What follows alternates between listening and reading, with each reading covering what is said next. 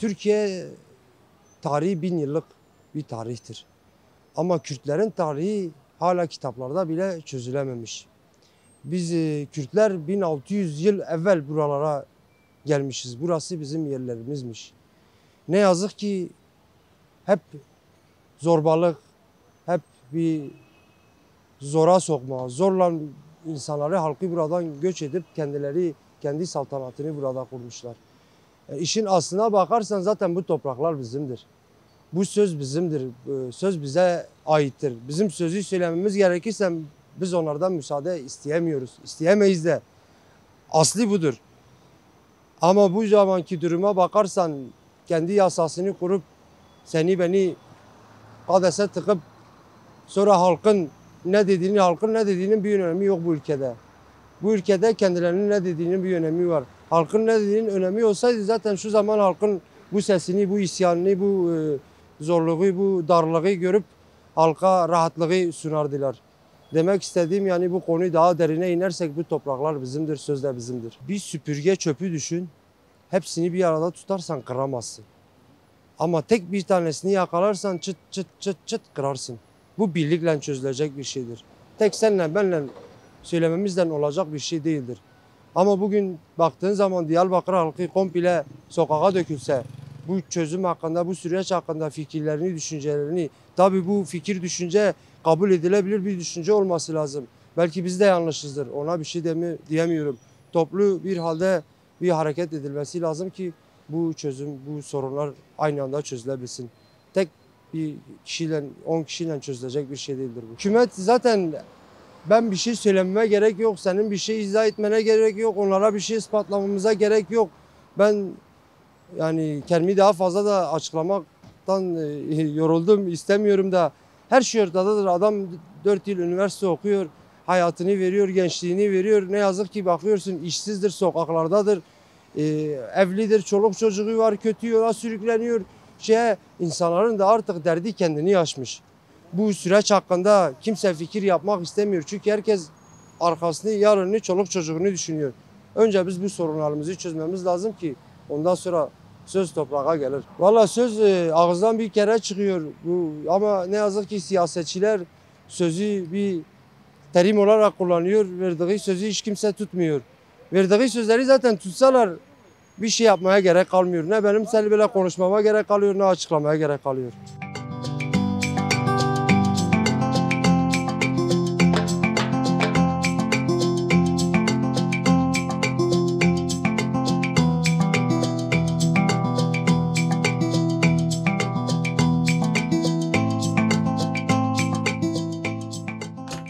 Hatta dedi ki Öcalan gelsin mecliste konuşsun.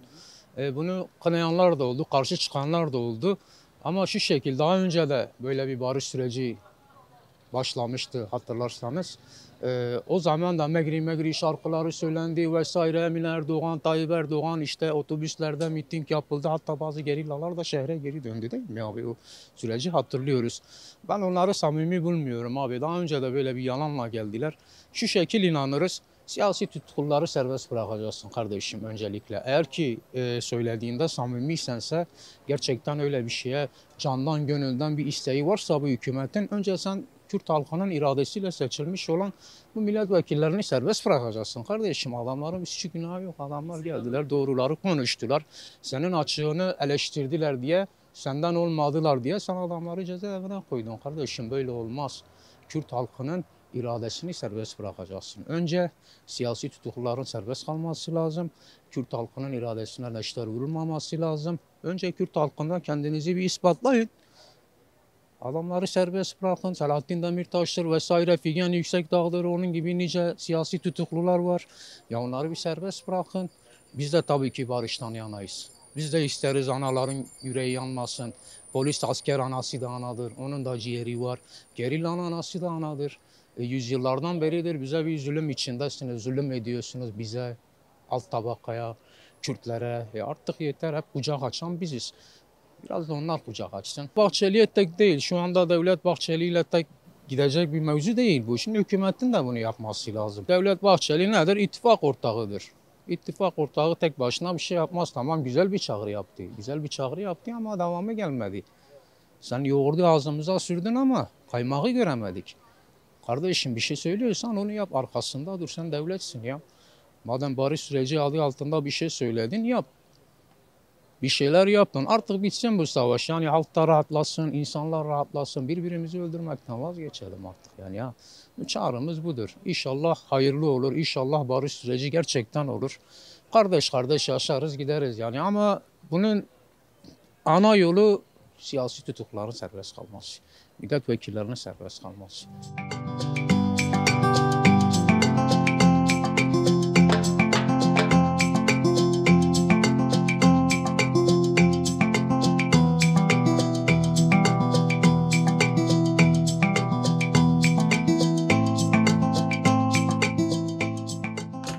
Bir nevi oyalanma gibidir hani şimdi söz vermişsin en kısa süre içinde yapman lazım. Halk bekleyiştedir çünkü yani uzatsan yani daha da halk ne kadar diyeyim sana. Şimdi zaten ortam iyi değil yani şu an gündem pek şey değil müsait değil.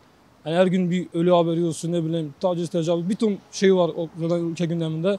Karma karışık bir şey zaten yolsuzluk olsun şey olsun.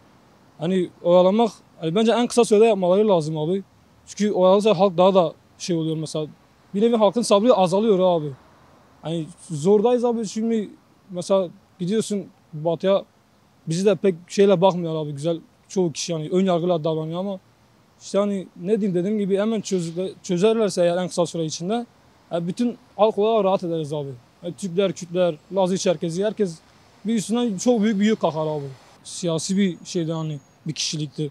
Söz verdiğimi tutması lazım çünkü zaten bu şeyler böyle işler mesela. Siyasette söz verdiğimi tutman lazım. Yoksa pek bir şey olmaz yani bir manası olmaz o sözün. En kısa süre içinde bu süreci çözsünler. Bu dediklerini yerine getirsinler hepimiz rahat edelim abi şimdi.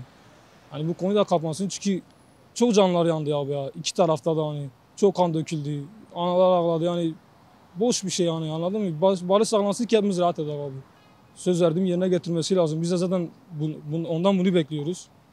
Yani en kısa sürede yerine getirirse hepimizi mutlu etmiş olur abi. Dediğim gibi daha hızlı olması lazım. Biraz daha çaba göstermeleri lazım şimdi. Çünkü onlar başlattı yani. Onlar bu şeyi ortaya attılar. Onların bitirmesi lazım. En alelacele şekilde. Yani devamlı en kısa sürede ellerinden geleni yapsınlar abi. Çünkü bütün halk yani milyonlarca insan bekliyor yani abi.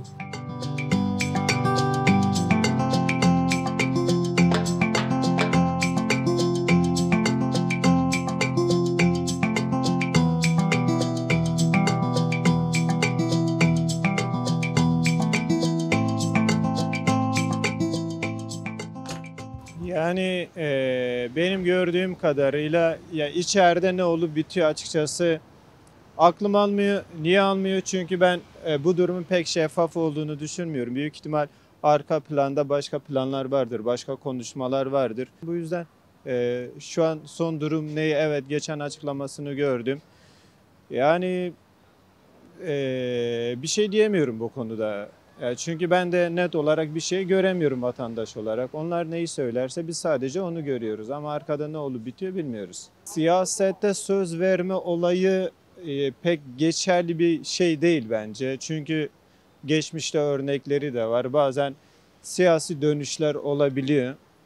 Ben de merakla bekliyorum. Bakalım ne olacak. Şu an Bahçeli üzerinden söylemeyeceğim. Ben kendi düşüncelerimi dile getireyim. Beraber bütün ulusların, bütün insanların burada yaşayan, bu toprak parçasında yaşayan bütün insanların mutlu bir şekilde yaşama hakkına sahip olduğunu düşünüyorum.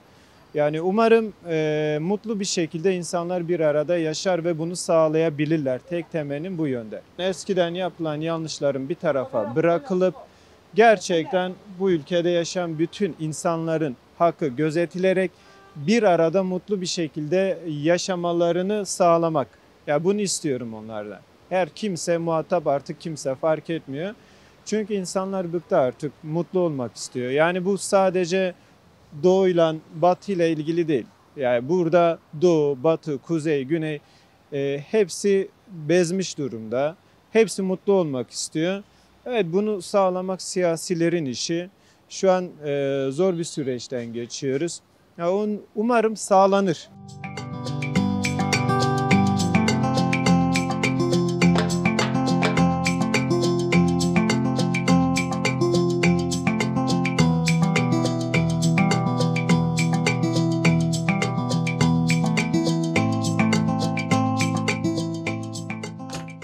Abi her zaman olduğu gibi hep Kürtleri bir kandırma, bir şey kullanma gibi görüyorum ben yani şu an. Yani verilen bütün sözler şu ana kadar bir önceki açılımda da olduğu gibi çoğu sözler tutulmadı gene. Olan gene Kürt halkına oldu, Kürt milletvekillerine oldu. Yani düşüncem o şekilde. Yine her zamanki gibi kandırılıyoruz abi. Bir oyalama taktiki de olabilir, başka şey de olabilir. Ama yani bir haklar verilmesi lazım. Bütün mesela bu Kürt halkının içeride olan siyasilerine çıkması lazım. Hani bu adımlar atılması lazım. Ana dilde eğitim verilmesi lazım. Herkes rahat rahat kendi dilini konuşması lazım. Ama işte söz şeye gelince olmuyor abi. Bence kandırma gibi görüyorum ben yani. Yine bazı şeyler yaptırılacak. Ondan sonra gene verilen sözler tutulmayacak. Olan gene bize olacak. Çağrı'nın bir an önce hani verilen sözlerin yerine getirilmesi lazım. Selahattin Demirtaş'tır, Abdullah Öcalan'dır. Bunlar serbest bırakılıp siyasi kol olarak artık devam etmesi lazım. Örgütten çıkıp siyasi olması lazım artık. Her şey mesela mecliste konuşulması lazım. Mecliste tartışılması lazım. Yani artık kan istemiyoruz, kavga istemiyoruz, savaş istemiyoruz. Verilen sözler tutulsun, adımlar atılsın. Bir an önce yani Türk bir şekilde kardeşliğini yapsın. Yani önümüz karanlıktır. Önümüzde büyük savaşlar var. Burada bir birlik olmamız lazım yani.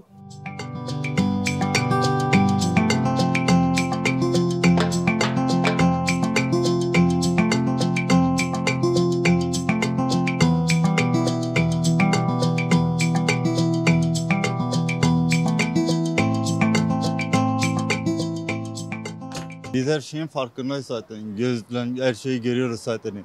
Adım atmakla bu işler olmaz. Önemli olan icat yani. Bunu uygulamak yani. Uygulanmadığı sürece hiçbir şey olmaz yani.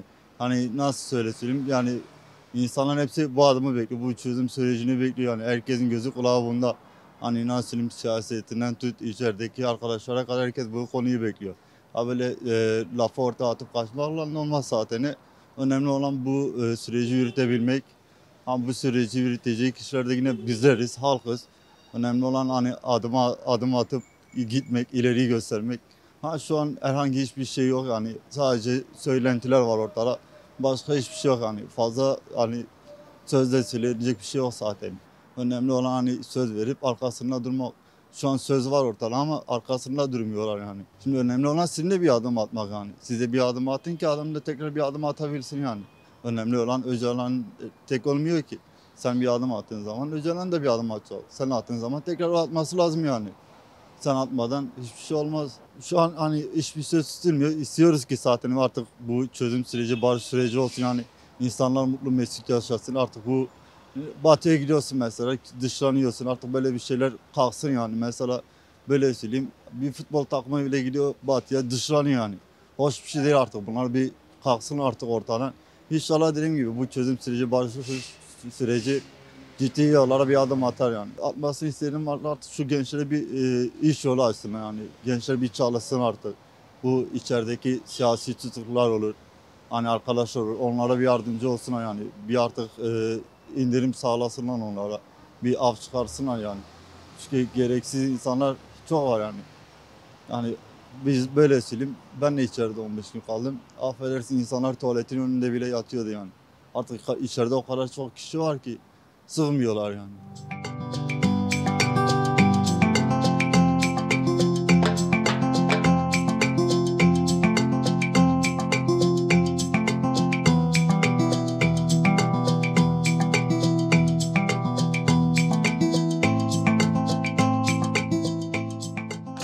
Yani bizi kötü etkiliyor zaten. Bizim de kardeşlerimiz var, ailemiz var. Yani kendimizi onların yerine koyduğumuz takdirde sessiz kalmamız çok saçma değil mi zaten? Ama ya herkes gibi normal insan haklarımız olması lazım. Herkes de aynı şartlarda olmamız lazım.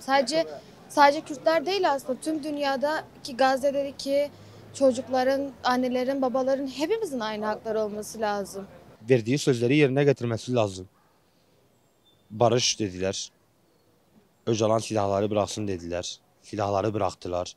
Herhangi bir adım atılmadı. Siz daha iyi biliyorsunuz abi. Hani biz de istiyoruz, biz de umutluyuz. Güzel şeyler olsun, barış olsun, huzur içinde olalım, arkadaş olalım. Ama mesela Onlar bence bizi öyle görmüyorlar. Bizim onları gördüğümüz gibi onlar bizi görmüyorlar abi. Devlet Bahçeli verdiği sözleri yerine getirsin. Gereken adımları atsın. Cezaevlerini boşaltsınlar. Barış olmuş sözde. Yani bunların olması lazım, yerine gelmesi lazım. Selahattin Demirtaş'ı bırakmaları lazım. Onun gibi niceleri içeride. Hani abi barış dediler. Bizi kandırdılar mı? Kandırıyorlar mı? Bir oyun var ama biz de o oyunun içindeyiz. Bakalım abi. İyi olacak inşallah.